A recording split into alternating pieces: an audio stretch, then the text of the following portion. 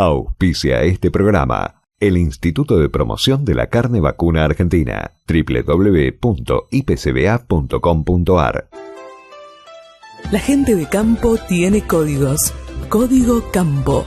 Todo lo que hay que saber sobre el sector agropecuario, eje central de la economía entrerriana, está en Código Campo. Los problemas, las propuestas, las novedades, los avances y sobre todo los testimonios de los principales actores de las cadenas productivas están en Código Campo. Todas las semanas, desde Radio Costa Paraná, 1 hora para darle al campo un lugar en la ciudad. Con ustedes, Danilo Lima, en Código Campo. Muy buenos días, ¿cómo están? Bienvenidos a Código Campo, este espacio agropecuario que tenemos el gran placer cada 7 días de compartir con todos ustedes. Código Campo tiene su origen en Radio Costa Paraná, la radio pública de la ciudad, en el 88.1, pero también se transmite por Radio Siglo XXI Digital de Asencan, Radio Integración de Federal en el 90.5, Radio Litoral de Viale en el 95.1, Radio Libertad de Victoria en el 92.1, FM Sol de Crespo, FM Las Chacras de Villa Paranacito, Radio Franca de Concepción del Uruguay, FM Impacto Rural de Caseros y FM 104.5 Campo y Ciudad de Villaguay. También nos pueden seguir a través de 4 sitios digitales: la radiodelcampo.com.ar, campoyciudad.com.ar, solnoticias.com.ar y por supuesto por nuestro portal de noticias códigocampo.com.ar. Estuvimos este jueves en Concordia, en el INTA de Concordia, compartiendo una jornada extraordinaria de laburo, pero también de confraternidad, con colegas de toda la provincia, asociados a AEPA. AEPA es la Asociación Entrerriana de Periodistas Agropecuarios, porque AEPA organizó junto al INTA Concordia un tour productivo y estuvimos en el campo El Alambrado, un espacio que está ahí casi pegado a la represa de Salto Grande, que pertenece al INTA Concordia, la Estación Experimental Agropecuaria Concordia del INTA, para hablar sobre todo de 2 temas centrales y donde INTA Concordia viene trabajando hace mucho tiempo. Me refiero puntualmente a forestación y a acuicultura. Compartimos, insisto, un hermoso momento, por supuesto, nuestra gratitud a Noel Compareto y también a Ivana Maldonado, las comunicadoras del INTA Concordia, porque realmente nos atendieron de 10, también a toda la gente, a todos los trabajadores, a los técnicos del campo El Alambrado, que insisto, está pegadito a la represa de Salto Grande, obviamente del lado argentino. La gratitud entonces hacia Noel, hacia Ivana y hacia toda la gente con la que tuvimos el gran gusto de compartir un hermoso día de campo en el INTA Concordia. Y por supuesto, todo nuestro programa hoy va a estar destinado a compartir algunas de las notas que hicimos con los colegas, a los referentes en forestación y en acuicultura del INTA Concordia. Vamos a hablar entonces de todo lo que hace la Experimental Concordia en materia de forestación con el ingeniero forestal Ciro Mastandrea, que es el jefe del Departamento Forestal del INTA Concordia, también con Leonel Arran, que es el especialista y el técnico, el profesional que está a cargo del programa de mejoramiento de eucaliptus. Vamos a hablar sobre todo de eucaliptus grandis, que es grandis, que es la especie preponderante en Entre Ríos. También vamos a compartir una nota que le hicimos a María de los Ángeles García, también integrante del Departamento Forestal del INTA Concordia. Y por último, vamos a ver si nos entra todo el material que tuvimos en el programa de hoy. Por último, vamos a compartir una nota con Juan Pablo Eglin, que es el encargado de la estación de acuicultura que está allí en el campo El Alambrado, en el INTA Concordia, para que nos cuente cómo producen, cómo crían y cosechan peces. Básicamente pacúes, bogas y sábados. Y como somos periodistas y tenemos fama de comer bien, debemos extender el agradecimiento además a quienes nos prepararon, tuvieron la gentileza, nos atendieron tan bien en el INTA Concordia que hasta nos dieron de comer.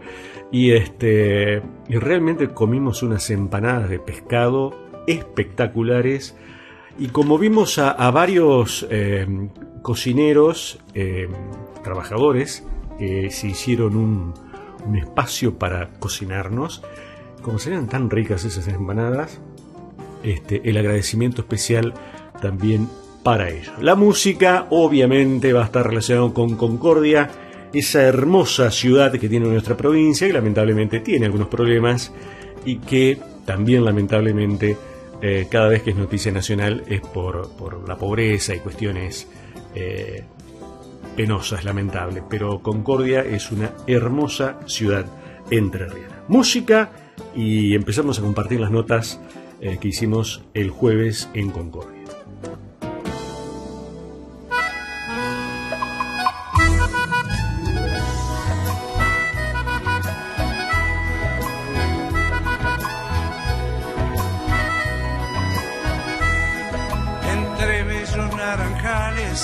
A orillas del Uruguay está la hermosa Concordia, símbolo de unión y paz.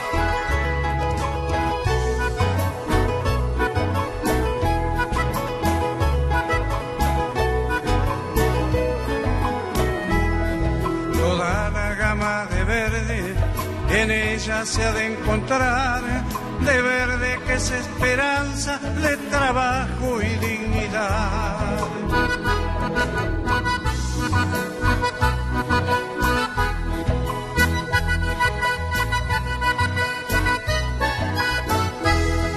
A Mariano del Castillo debemos su fundación, por haberlo iluminado, démosle gracias a Dios. Símbolo de unión y paz, Concordia, Concordia, símbolo de unión y paz.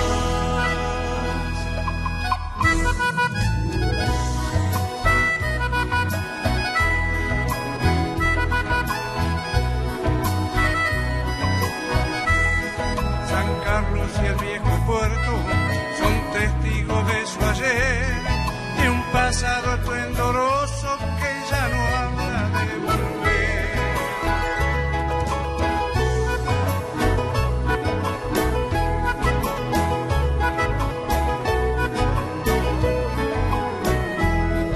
Luego se fundó el Heraldo para estar siempre presente, defendiendo la verdad, cual paladín de su gente.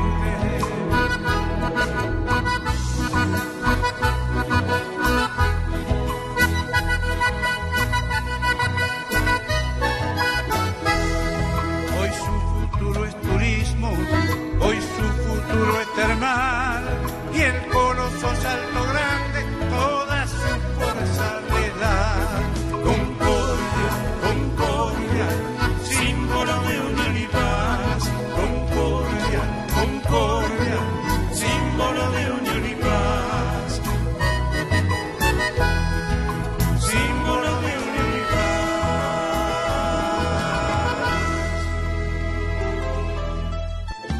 Estás escuchando Código Campo, el lugar del campo en la ciudad. Lo decíamos al inicio del programa, tour productivo de AEPA en Concordia, en la Estación Experimental Agropecuaria Concordia del INTA, más concretamente en el campo El Alambrado, que está ubicado al ladito de la represa de Salto Grande, en esa hermosa zona que tiene nuestra provincia en el noreste. Realmente unos paisajes hermosos, el río Uruguay al ladito. Compartimos con colegas de AEPA, de la Asociación Entrerriana de Periodistas Agropecuarios, con técnicos del INTA de Concordia, una hermosa jornada el último jueves. Y la primera nota que vamos a compartir va a ser la que le hiciéramos con nuestro colega Fabián Miró a Ciro Mastandrea, que es el jefe del Departamento Forestal del INTA Concordia. Y la primera pregunta que le hacíamos era cuál era el objetivo, el trabajo que se está realizando desde hace muchos años en el Departamento Forestal del INTA Concordiense. Soy el que más o menos se ocupa de planificar junto al grupo las actividades que tenemos que hacer diariamente, mensualmente y anualmente. Hablaste recién de la cuestión de la industrialización. ¿En qué momento está el país, la provincia? Porque siempre cuando uno habla del sector forestal y por ahí no conoce tanto, tiende a suponer que hay muchísimo camino por recorrer en un tema que incluso en Entre Ríos cada vez que se habla de forestación es por alguna cuestión polémica. Primero fue en Gualeguaychú, ahora en Colón, por las cuestiones vinculadas con Paysandú, pero digo, ¿cómo está el tema? ¿Cómo definirías este momento de la industrialización de la madera? Bueno, hace poquito en las jornadas forestales de Entre Ríos presentamos un trabajo, un poco lo que está en general, ¿no? Argentina, en la zona mesopotámica, está el 90% de los bosques cultivados están en la Mesopotamia, seríamos nosotros, con Misiones y Corrientes, que es lo que vive la industria forestal del país, ¿no? Básicamente el 90% de la industria forestal del país vive de estos bosques cultivados y muy poquito del bosque nativo, que es más o menos las provincias de Chaco, Santiago del Estero, ¿no? O sea, nosotros estamos dentro de este núcleo forestal que alimenta la industria nacional. Sí, como provincia estamos estancados principalmente hace básicamente, ya te diría 15 años, donde la última inversión grande provincial fue la de la planta ex Oyeguer, que era Maciza, claro, con la empresa forestal. Maciza era un componente industrial y un componente forestal. El componente industrial se vendió, lo que es Oyeguer, no la forestal, pero hoy la actividad forestal se está retirando de Entre Ríos y se está concentrando en Corrientes. Desde ese punto no ha habido inversiones en grandes, se lo ve en los datos de superficie forestada de la provincia, no pasamos, hace 50 años teníamos 150.000 hectáreas y hoy seguimos en las 150.000 hectáreas. Entonces no ha habido un gran avance en lo que es industrialización, no ha habido inversiones, digamos que estamos estancados en mercado interno, siempre abastecedor de mercado interno. Sí, tecnológicamente los aserraderos, a partir de impulsos propios, han ido mejorando y han agregado valor. Pero digamos, no se ve una política forestal provincial si nos comparamos, por ejemplo, Corrientes, que en los últimos 10 años ha habido el aserradero más grande del país se instaló en Corrientes, en Virasoro, una planta de energía Fresa, una empresa muy grande que produce, no sé, creo 10 megavatios para la ciudad, se instaló también en Virasoro, Corrientes. Esas inversiones en Entre Ríos no han venido. Bueno, lamentablemente, uno es de Gualeguaychú, no digo que lamentablemente sea de Gualeguaychú, ¿no? Pero fue el epicentro de la lucha contra Boña y todo lo demás y se demonizó la forestación. No te pido una opinión porque sos técnico del INTA, pero me parece que por ahí vienen un poquito las razones. Por otro lado, acá eucaliptos tienen otras especies, por ejemplo, nosotros andamos muy seguido en Villa Parnasito, así la forestación está bajando muchísimo en todo lo que tiene que ver con el álamo, por ejemplo. Sí, bueno, no principalmente álamo y sauce porque lo tiene sí, más Delta, digamos, cercano. Sí. Delta, más allá que la experimental está en Buenos Aires, abarca, digamos, el sur de Entre Ríos. Nosotros tenemos principalmente eucaliptos, como dijimos antes, 90%. Hay ensayos de pino que son traídos de Misiones, pinos híbridos que maneja Leonel. En algo se trabaja un poco con algarrobo, en silvopastoril con nativas y algo de algarrobo. Bueno, los últimos años había un proyecto de algarrobo a nivel nacional de INTA que cayó el financiamiento, pero nosotros trabajábamos, tenemos un lote en la experimental de algarrobo. Y también con algunas especies nuevas también como kiri, algunas especies se está trabajando un poco, en un poquito más, digamos. Recién hablabas de que el sector, la industria está paralizada en la provincia desde hace por lo menos 15 años. ¿Las causas cuáles son? Uno imagina que en 15 años han pasado varias administraciones provinciales. Yo no quiero comprometerte en cuestiones políticas porque no corresponde a un técnico de INTA, pero sí le apunto al hombre que tiene tanta experiencia en esta actividad. ¿Qué debiera pasar para que ese estancamiento en algún momento, no digo ya, no digo dentro de unos años, pero en algún momento se pueda revertir? Sí, la situación no provincial está también en una situación nacional que también pasa, digo, si uno agarra en alguna presentación, ve la comparación de los países limítrofes y quizá el ejemplo justamente el más patente que tenemos al lado, los vecinos, que en un país que es una provincia argentina tienen 1.200.000 hectáreas y nosotros, Argentina, con un potencial enorme, tiene 1.300.000. O sea, el país en general en el sector forestal está bastante estancado. Y son un montón de cuestiones, entre estos, bueno, las idas y venidas políticas generales de Argentina y la situación económica, ¿no? La actividad forestal es a largo plazo. Y hoy, digo, cualquiera de nosotros cuando habla de 20 años para tener una rentabilidad en Argentina es una inversión con mucho riesgo, digamos. O sea, no hay política de Estado. No hay política de Estado en general y hay una situación general que no es favorable para una actividad de largo plazo. Tuvimos problemas de exportación de productos, digamos, un montón de causas por la cual a nivel general en el país no hubo inversiones extranjeras y pocas inversiones nacionales. Ciro, la última consulta me gustaría un poquito, porque se habló al principio de la charla cuando llegamos aquí al campo El Alambrado, del tema silvopastoril, que es una cuestión que cada tanto surge mediáticamente.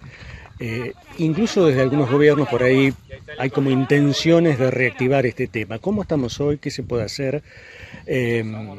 ¿Cuáles son las ventajas de la silvicultura? Bueno, la forma de expandir, o sea, los suelos aptos para forestación prácticamente ya están ocupados, que es lo que mencionamos antes, que es la costa, los suelos arenosos que no tienen otra producción, que no, digamos, no hay muchas otras actividades que se pueda hacer en estos suelos que no sea la actividad forestal, y la forma de expandir la superficie forestal es ir al oeste, son los suelos donde es más rentable hacer otras actividades. Entonces, en esos suelos la actividad forestal sería un acompañamiento a la ganadería para tener, obviamente, diversificación de producciones. Entonces, bueno, si la ganadería tiene un mal año, tenés los árboles, y si la forestación tiene mal año, tenés la ganadería. Entonces, eso es lo que, digamos, se busca con estas dos cosas, tener dos complementos, algo a largo plazo, digamos, una caja de ahorro, que son los árboles, y algo que en el año podés sacar una rentabilidad.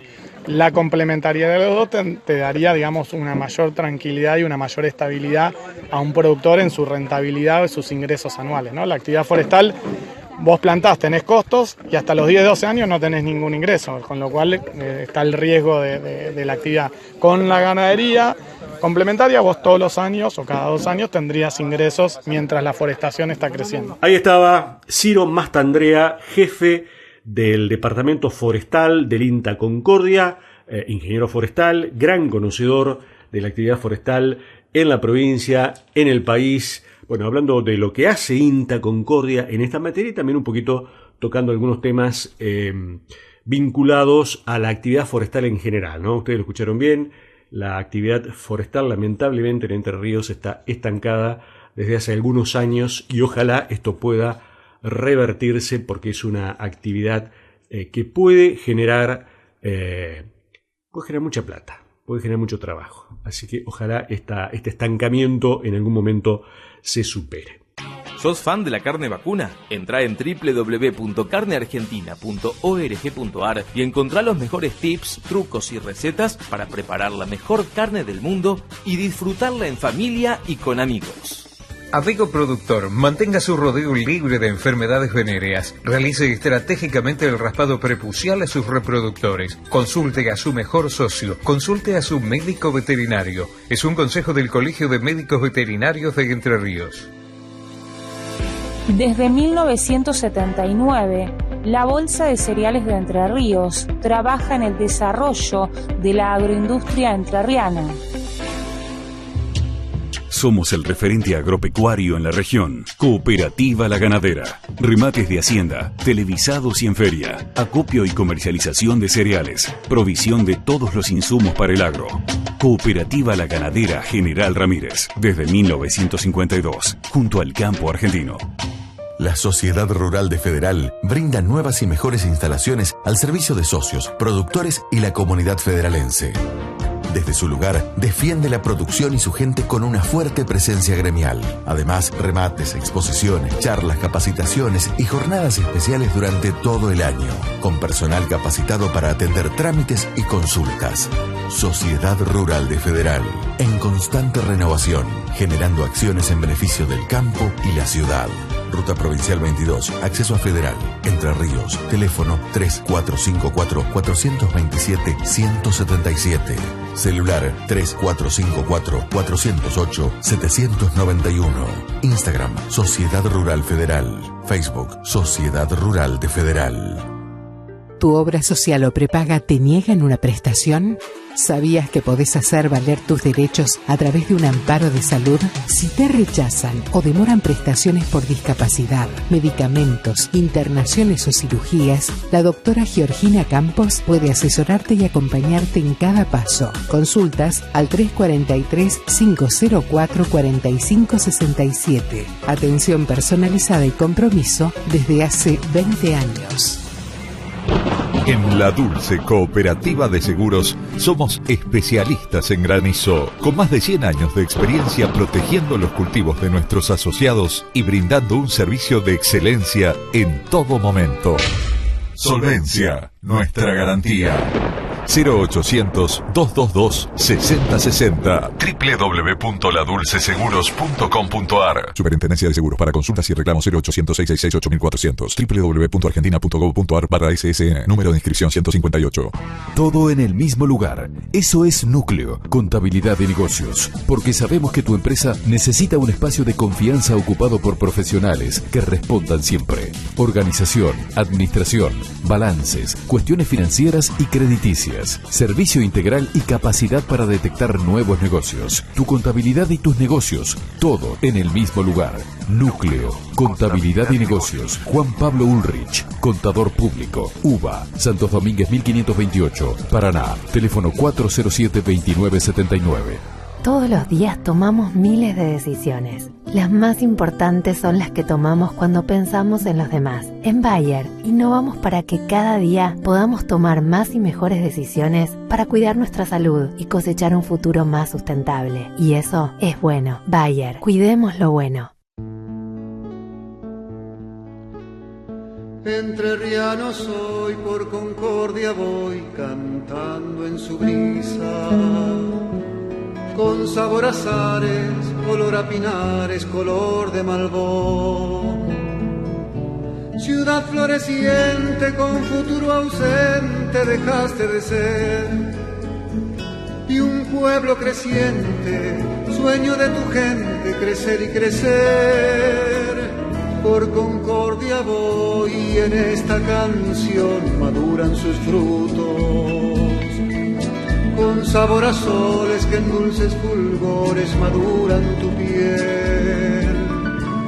Fiel mandarinero te das por entero al zafrero andador, que en manos curtidas dejen tu cosecha un invierno de amor. Y mi corazón latiendo se va camino del río, y en los arenales juega mi ilusión. Los viejos sausales sirvan con el viento su eterna canción. Por eso lo siento y lo grito así en vientos. Entrerriano soy.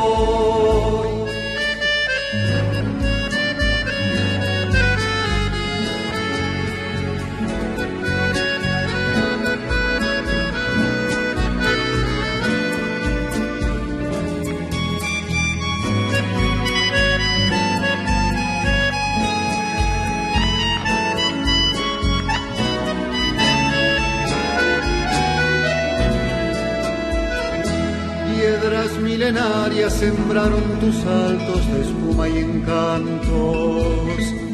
Uruguay ansioso, marchas victorioso buscando el portal de aquella leyenda de muros y patios, Calesa y Corcel. Años arboleda, guardas al ausente San Carlos de ayer, y mi corazón. Seguimos compartiendo con ustedes las notas que hiciéramos el jueves en el campo El Alambrado del INTA Concordia, ahí en la zona de Salto Grande, al ladito de la represa. Lo escuchamos hace un ratito a Ciro Mastandrea. Ahora es el turno de Leonel Arran, que es el responsable del programa de mejoramiento de eucaliptus del INTA Concordia. Acá nos cuenta más o menos de qué se trata, por dónde camina la investigación y mejoramiento genético de eucaliptus y sobre todo también hace una diferenciación de las especies de eucaliptus con el acento puesto en el Eucaliptus grandis, que es la especie preponderante en Entre Ríos. Bueno, en eucaliptus en general lo primero que diferenciamos es que hay varias especies de eucaliptus. Eucaliptus como género es un género muy amplio con más de 700 especies, pero industrialmente en forestaciones a nivel mundial no hablamos más de 20 especies de eucaliptus. Ahora, cuando hablamos de eucaliptus en las forestaciones de Argentina, en general nos centramos en Eucaliptus grandis. Hay algunas otras especies como Eucaliptus duni, Eucaliptus globulus en lo que es provincia de Buenos Aires. Después están los eucaliptus generalmente conocidos como colorados, el Camalulensis, el Tereticornis, que son los clásicos eucaliptus de los montes o cortinas de reparo de la ganadería de hace un siglo atrás. Pero las forestaciones hoy son de Eucaliptus grandis como especie pura. Después, hoy estamos mucho con los eucaliptus híbridos, se escucha también bastante, que ya son materiales generados ex profeso, cruzando individuos de dos especies distintas, buscando esos individuos que idealmente combinen las mejores características de ambas especies que se están cruzando. Así que hoy INTA tiene híbridos de Eucaliptus grandis por Camalulensis, algunos Eucaliptus grandis por Tereticornis, y experimentalmente no, pero no industrialmente, también con otras especies, y algunas otras especies, empresas tienen también híbridos urograndis, son cruzas de grandis con urofila, pero ya no son las que están en esta zona de Entre Ríos porque son más sensibles al frío todavía. Ahora, Leonel, la actividad forestal lleva años, lleva décadas. Lo que se está investigando hoy, quizás los resultados estén dentro de varios años en adelante. Digo, ¿hacia dónde apunta hoy la investigación en mejoramiento? ¿Qué es lo que hay que hacer de acuerdo a lo que uno imagina va a demandar el mercado en los próximos años? Ese es un tema bastante interesante y bastante difícil, ¿no? Difícil de responder en el sentido que el mercado va variando. Lo cierto es que nosotros... Bueno, el primer objetivo siempre ha sido maximizar la producción de madera, tener la mayor cantidad de madera que podamos por hectárea. Ahora, lo cierto es que después hay que ver el objetivo de esa madera y, como dice, muchas veces ha cambiado. Nosotros, el programa de mejoramiento es un programa que tranquilamente mínimo tenés 20 años de desarrollo desde que planteas un objetivo hasta que tenés un producto. Y nosotros hace 20 años atrás, justamente la industria pensaba en una madera de eucaliptus de mayor densidad, más pesada, porque estaba pensando en objetivos de otros usos. Básicamente en ese momento se hablaba mucho de los pisos de madera eucaliptus, entonces para esas condiciones la madera eucaliptus es una de Eucaliptus grandis, siempre voy a aclarar, es una madera liviana y entonces liviana, blanda más que nada, entonces buscaba un objetivo más de mayor densidad de madera, y la mayor densidad de madera entonces se puso como un objetivo del programa de mejoramiento, siempre sin dejar de lado el mayor crecimiento, sin dejar de lado que sean plantas que no tengan problemas ambientales, o sea que se adapten ecológicamente a la región, no tengan problemas sanitarios. Pero bueno, se puso ese objetivo, maximizar, subir un poco la densidad de la madera. Lo cierto es que en los últimos años ese objetivo no ha cambiado. Hoy los industriales no quieren una madera más pesada, contrariamente quieren una madera más liviana, porque más liviano es menos costo de transporte, puedo llevar más madera, más volumen de madera en un camión. Aserrarla es más fácil que aserrar una madera densa, entonces hoy te dicen no quiero una madera pesada, quiero madera densa. Bueno, frente a eso siempre tenemos que en el programa de mejoramiento estar teniendo alternativas, y con eso es lo que nos vamos manejando, ir teniendo identificadas las poblaciones y viendo cómo vamos acomodándonos. Una última pregunta, ingeniero, tiene que ver con la sanidad. Hablaba de las hormigas y de otros problemas. Brevemente, ¿cuál es la mayor problemática en materia de sanidad? No, hoy hay en las forestaciones presentes distintas plagas, pero ninguna, salvo alguna situación puntual de algún lote en particular o alguna condición climática de algún año en particular que genere una explosión de esas plagas, hay hongos, hay bacterias, hay insectos dando vuelta que pueden ser algún problema, pero en general ninguno es hoy un límite a esas forestaciones, que están diciendo no puedo plantar por esas plagas. Obviamente sí, cuando hablamos de forestaciones clonales hay que estar atento a que el clon que estoy utilizando no sea susceptible a alguna de esas plagas. Justamente tratamos de tener esa identificación, de decir, bueno, estos clones son susceptibles a estos problemas, no se planten o no se planten en condiciones que podrían volverse un problema, ¿no? ¿Qué pasa con el frío y la forestación? El frío en las forestaciones de Grandis es la limitante. Por las pérdidas que genera muchas veces en estar o una muerte total de ciertos lotes o la pérdida de años de crecimiento, porque yo puedo, si no se murieron las plantas, recuperar la plantación, pero pierdo 1 o 2 años de crecimiento, lo que implica obviamente una pérdida económica. Hoy la herramienta, lamentablemente, es siempre estar preparado. Hacer los controles culturales también que minimizan esas problemáticas de frío, tener los montes limpios, el material genético. Dentro de lo que es Eucalyptus grandis no hay alternativas de que digan Eucalyptus grandis tolerante al frío. La especie no es tolerante al frío, así que no tengo esa alternativa. Tengo esas alternativas utilizando otras especies o híbridos interespecíficos, pero bueno, ya es otro producto industrial, ¿no? Entonces tengo que estar atento nomás. Leonel Arran, ingeniero forestal, integrante del programa, responsable del programa de mejoramiento genético de Eucalyptus del INTA Concordia.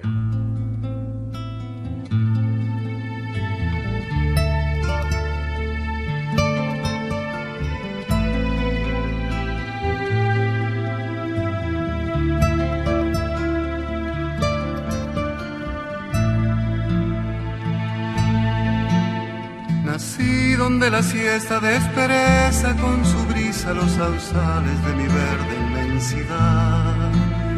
Nací donde la espiga vacilante va creciendo en mi paisaje madurado de trigal.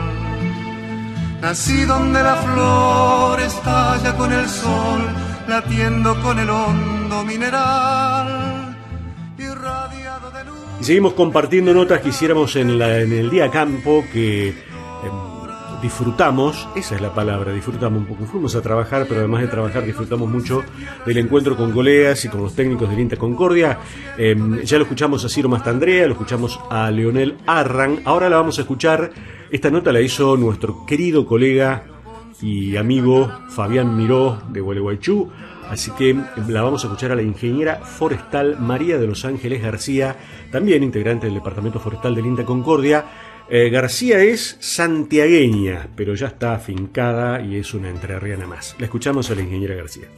Yo estudié Ingeniería Forestal en la Facultad de Ciencias Forestales de Santiago del Estero y como es una carrera que prepara profesionales tanto para lo que es manejo de montes nativos como la producción de plantaciones, el aprovechamiento y producción de plantaciones forestales de todo el país, a mí me interesaba conocer un poco otras regiones que tengan más contacto con lo que es montes implantados y la industrialización de esos montes. Bueno, contame un poquitito cuál es tu rol en todo esto.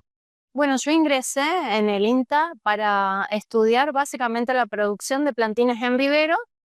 Luego me fui incorporando a un grupo de trabajo que hacía estudios sobre efecto de las plantaciones y su impacto en distintas temáticas como lo que es efecto sobre el suelo. En esa época me propusieron hacer un estudio de posgrado en relación al efecto de las forestaciones como fijador de carbono.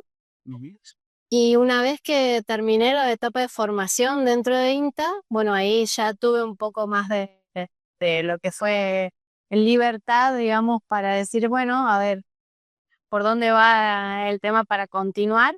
Y bueno, ahí me fui metiendo más en lo que es manejo, que implica desde la elección de los plantines, su evaluación, hasta lo que es conducir esas plantaciones para lograr obtener después una materia prima que tenga un destino industrial, que se acepte y que sea valorado. Bueno, acá estamos viendo una variedad de eucalipto grandis que es el que más conocemos. Bueno, acá justamente estamos parados en lotes que tienen no solamente eucaliptus grandis, sino también clones. Son materiales, en este caso hay clones tanto de eucaliptus grandis como clones de híbridos. Son cruzamientos controlados de dos especies. Material genético. Material genético diferente. Y en este caso el interés era estudiar cuáles eran las diferencias en respuesta a distintos manejos. Y esos manejos, en este caso, nos interesaba evaluar en la respuesta a podas tempranas a distintas alturas, y esto afecta el crecimiento por un lado y la cicatrización de esas heridas que dejan las podas. Como los distintos materiales tienen distintas características en cantidad y tamaño de ramas, cuánto tiempo permanecen vivas las ramas en el árbol, su manejo no puede ser unificado. Entonces, conocer cómo es biológicamente cada material nos permite poder definir y planificar los manejos de acuerdo con esos materiales. Sí. Muy bien. Vos hablas de manejo y paciencia también. Son estudios que requieren mediciones frecuentes. En este caso, las evaluaciones de poda se comenzaron haciendo mensualmente. Los individuos se marcan en la sección que se van a medir y se va midiendo cada una de las cicatrices de poda mensualmente una a una. Y bueno, esto lleva por lo menos el primer año de crecimiento, se evalúan individualmente. O sea, cada una de las ramitas que se podó en cada árbol seleccionado con los distintos tratamientos. Posteriormente se fueron espaciando porque se veía que la respuesta individual permitía espaciar un poco la medición, pero bueno, una vez bimestralmente se hacen las mediciones y durante los primeros 12 o 13 meses se evalúa esa respuesta. Y después, a la vez, se va midiendo en parcelas, es decir, ya un grupo de árboles que tuvo el mismo tratamiento, cómo va creciendo. ¿Por qué es importante esto? Porque la poda es una tarea que implica una inversión y que debe estar justificada por el aumento de valor de esa madera. ¿Qué implica? Una madera podada a tiempo, es decir, con una rama que estaba verde, que va a cicatrizar y va a cerrar, va a generarse por encima de esa cicatrización madera sin nudos en la porción que se podó. Entonces, esa madera sin nudos tiene un mayor valor en el aserradero y comercialmente puede ser usada para usos visuales o estructurales porque tiene una mejor característica. Entonces, tiene que tener ese tratamiento con la rama viva. El problema es que cuando se hacen intervenciones, normalmente no se tienen en cuenta qué material se va a podar y muchas veces se ingresa a hacer una poda cuando la rama ya está seca y eso es como decir, es inútil porque la rama seca cae y no queda cerrado el nudo. Entonces, cuando se va a cerrar ese árbol, la madera presenta nudos que son sueltos. Ustedes le habrán escuchado decirles ojos de la madera. En realidad, si está hecha a destiempo la poda con la rama seca, eso queda suelto. Y es un problema porque no tiene la misma calidad ni puede hacerse el mismo uso de esa madera. Por ejemplo, para usos visuales, un nudo suelto no es elegible y tampoco para usos estructurales. Entonces, eso afecta la calidad de la cadena. ¿Ustedes buscan esto, los plantiles van a invernáculos? ¿Cómo es el tema? Nosotros, en general, lo que va para ensayo lo producimos en los viveros que no están en este campo, sí en Estación Yuquerí, porque es material experimental. Depende si es clon o si es planta producida por Senus. El tiempo de producción entre que se siembra en una bandeja, en un almacio, es alrededor de 5 o 6 meses para la semilla y un poco mayor, alrededor de 9 o 10 meses para la producción de clones. Vienen muchas universidades acá, digamos, a escuchar lo que ustedes están haciendo, a tomar conocimiento, porque por ahí el común de la gente, bueno, dice, bueno, madera de eucalipto y nada más, pero no conoce nada del proceso, con todo lo que se lleva, los cortes que hay que hacerlo cada 12 o 14 años. En general, recibimos durante todo el año visitas, no solo de universidades del país, de las ramas de la ingeniería agronómica y forestales específicamente, sino también de las escuelas agrotécnicas. Acá mismo estamos cerca de una escuela y recibimos estudiantes de todos los niveles de las agrotécnicas que tienen interés en especializarse en la parte forestal. Y además tenemos convenio con una universidad de Brasil que todos los años, en 2 o 3 momentos del año, recibimos estudiantes de los últimos años que vienen a hacer pasantías de entre 2 a 3 semanas, donde hacen trabajos específicos y nos acompañan en las investigaciones. Hablaba con Jorge Godenovich, hablamos seguido, ¿no? Obviamente, ¿no? La variedad de suelos que tiene Entre Ríos creo que es una de las provincias que más tiene, ¿no? ¿Qué encontramos acá? Bueno, acá nosotros tenemos lo que se llama complejos de suelos. No en este campo, porque este campo es bastante parejo porque estamos cerca del río y tenemos suelos básicamente arenosos, que son las terrazas del río Uruguay. Pero ya yendo nomás a la experimental en Yuperí, tenemos mosaicos de suelo. Eso significa que pueden estar o en asociaciones o en grupos de suelos, en donde cambiando uno se ve la posición en el paisaje, es decir, entre una loma y un vasco, tienes un cambio ya en la textura. Eso significa en la proporción de arenas y arcillas que están presentes en esos suelos. Y eso hace que cambie totalmente cómo es la dinámica de ese suelo y cómo responden también las plantas, los árboles en este caso, en esas condiciones. Si tenemos una loma, vamos a encontrar en la parte superior una capa más fina de arena generalmente y más arcilla. Y a medida que vamos bajando en la posición, encontramos que la arena, como se desplaza, es más profunda. Y esto lo tenemos dentro de un mismo lote. Y vas viendo muchas veces diferencias en crecimiento, porque ves diferencias en altura, que es lo que más fácilmente expresa esa diferencia en el suelo. Bueno, voy a decir algo, yo me crié en el campo, una estación experimental, una zona que había llanura, otra parte que había que monte, y estaban los famosos blanquiales, por ejemplo, a la orilla del río. Eso seguramente se dará acá también. Sí, acá se ve. Bueno, en este campo nosotros tenemos otra condición además. Nosotros acá tenemos canto rodado. Entonces también hay zonas donde hay, en superficie prácticamente, si uno camina un poco más por esta misma calle, bueno, se ve igual. A mí va alto, pero... No, pero sí puede tener algunas complicaciones, sobre todo en preparación de los suelos. Ya uno tiene que saber con qué implemento va a hacer la preparación, en qué momento lo va a hacer, y bueno, y saber que tiene alguna restricción física, de tipo físico, que es lo que se ve también en cuanto a los suelos arcillosos, que son suelos muy ricos, pero que lo que es el manejo del agua, básicamente, es lo que resulta problemático. ¿Tu obra social o prepaga te niegan una prestación?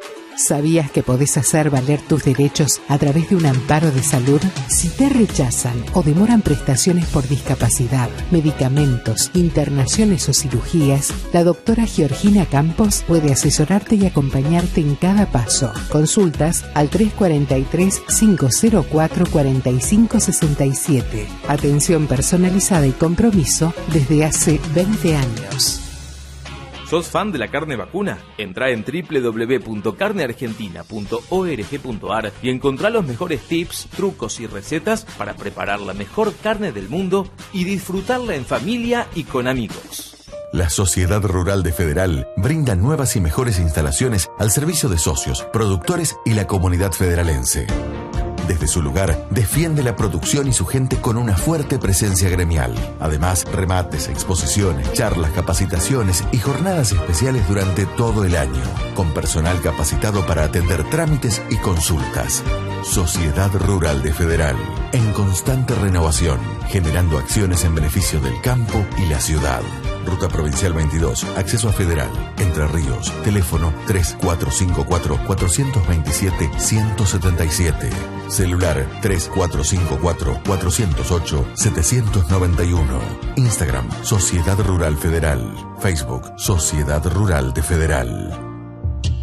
Somos el referente agropecuario en la región. Cooperativa La Ganadera. Remates de hacienda, televisados y en feria. Acopio y comercialización de cereales. Provisión de todos los insumos para el agro.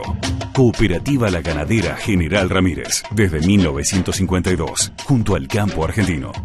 Amigo productor, mantenga su rodeo libre de enfermedades venéreas. Realice estratégicamente el raspado prepucial a sus reproductores. Consulte a su mejor socio. Consulte a su médico veterinario. Es un consejo del Colegio de Médicos Veterinarios de Entre Ríos. Cumplimos 45 años trabajando en impulsar el desarrollo de la agroindustria de la provincia de Entre Ríos. Seguinos en nuestras redes, Bolsa de Cereales de Entre Ríos. Todos los días tomamos miles de decisiones. Las más importantes son las que tomamos cuando pensamos en los demás. En Bayer, innovamos para que cada día podamos tomar más y mejores decisiones para cuidar nuestra salud y cosechar un futuro más sustentable. Y eso es bueno. Bayer, cuidemos lo bueno. En La Dulce Cooperativa de Seguros somos especialistas en granizo, con más de 100 años de experiencia protegiendo los cultivos de nuestros asociados y brindando un servicio de excelencia en todo momento. Solvencia, nuestra garantía. 0800-222-6060 www.ladulceseguros.com.ar. Superintendencia de Seguros. Para consultas y reclamos 0800-666-8400 www.argentina.gov.ar/ssn. Número de inscripción 158. Estás escuchando Código Campo, el lugar del campo en la ciudad. Bien, y sobre el final de este repaso de lo que hicimos en el campo El Alambrado del INTA Concordia el último jueves, en oportunidad de este tour productivo que organizara AEPA, la Asociación Entrerriana de Periodistas Agropecuarios, junto con la gente del INTA de Concordia. Ahora lo vamos a escuchar, vamos a dejar un poquito el sector forestal, la actividad forestal, y vamos a hablar de acuicultura. La nota que le hiciéramos con el amigo y colega Fabián Miró al ingeniero Juan Pablo Eglin, que es el responsable de la estación de acuicultura allí en el campo El Alambrado. Lo primero que le preguntábamos, porque a veces uno entra en confusión, ¿qué es acuicultura y qué es piscicultura? Bueno, acá lo explica el ingeniero Eglin. Nosotros lo que tenemos acá es un sistema de producción semi-intensivo con aireación parcial y recambio de agua. Tenemos estanques construidos sobre tierra de 40 metros por 8 por 2 de profundidad, y lo que hacemos es cría de pacú, sábalo y boga en ese sistema que te comentaba. Bien, ¿cuál es? Vamos a centrarnos en aquel oyente, en aquel televidente que no conoce el proceso. ¿Desde cuándo arranca el proceso y cuándo termina? ¿Qué pasa en el medio? Bueno, primero tenés que tener los estanques con el agua. Nosotros usamos agua de pozo.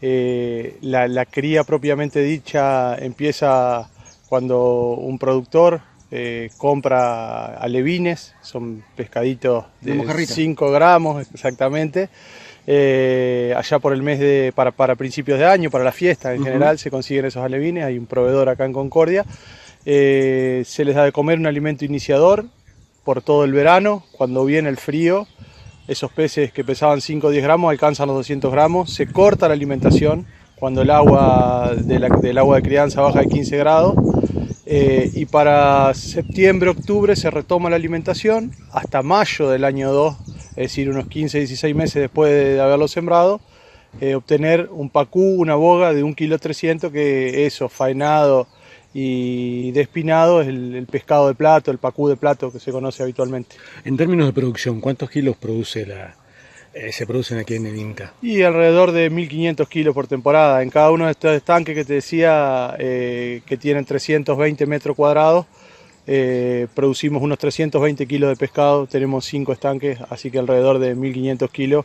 No tenemos un objetivo comercial, si bien hemos hecho algunas pruebas comerciales con restaurantes locales y demás, pescadores artesanales que son quienes nos elaboran el pescado. No tenemos un objetivo comercial, sino más bien educativo. La gente que quiere arrancar a producir, se viene, pasa una mañana con nosotros, les contamos aspectos constructivos, productivos, ambientales, comerciales, y ese es un poco el fin de nuestra estación, aunque también hacemos algunas ventas a través de la cooperadora del INTA. Ingeniero, ustedes trabajan con un agua de pozo que tiene 20 grados, teniendo en cuenta que tenemos heladas tardías o tempranas y que por ahí no es un día, son 2 o 3 días, y esto, bueno, no es lo indicado, ¿no?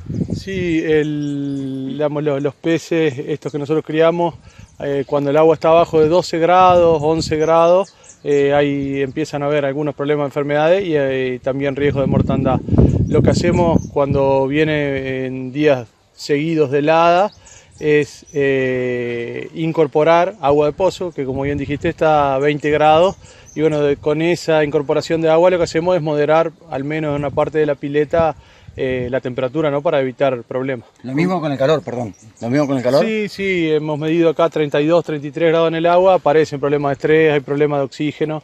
Entonces también cuando hay una ola de calor grande, lo que hacemos es incorporar agua. Con este proyecto en marcha, de aquí en adelante, ¿cuál es el objetivo o la próxima meta que tienen en cuanto al desarrollo del mismo? Bueno, lo que nosotros empezamos a trabajar, no solamente nosotros como INTA Concordia, sino junto a otros organismos, es una red de organismos de piscicultura entrerriana. Está CONICET, está UNER, está la gente del Centro de Acuicultura de Diamante, de La Paz.